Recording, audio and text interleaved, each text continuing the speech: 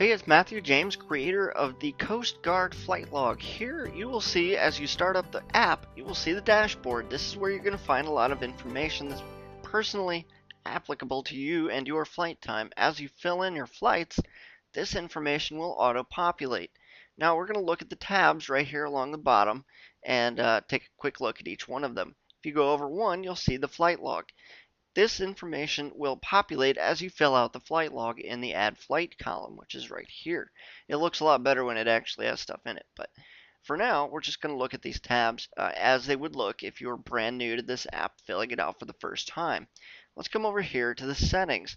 Now, if you have historical flight hours, I recommend coming here to the settings tab and filling this out.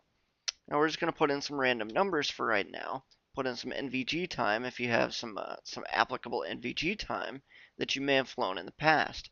Now, if you track your minimums based on a 6-month period by birth date, come here and put in your birth date and it'll automatically be tracked on the dashboard. Click the Save button. Now, if you fly a custom aircraft that you would like to add to this custom aircraft list, come here and just randomly type it in as you need to and click the Add button. You can get rid of it if you don't need it anymore. Now let's come over here and click on the Add Flight button.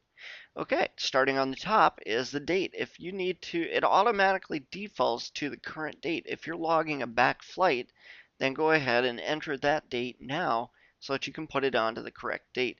Of course, log whatever place that you happen to be going to.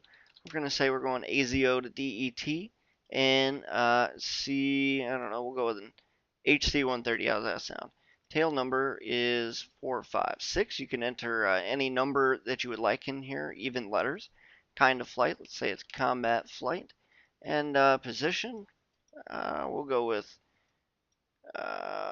PC. How's that sound? Okay, so now we'll be SP with a condition of weather time, and then we'll come down here to weather, 4 hours, and then that's it.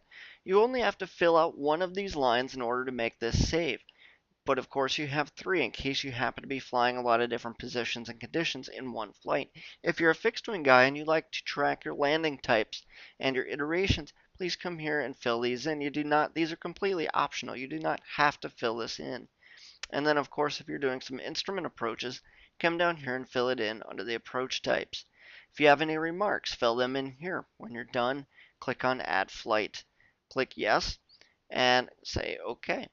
And that's all there is to it. Your flight will now show up over here under the flight log. Of course, it looks a lot better, as I said, once you fill in a whole bunch of flights.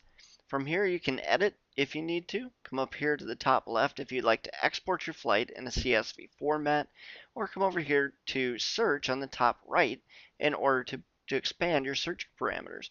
When you're done, of course, if you want to keep it on your dashboard, this will always give you the latest information based on your flights.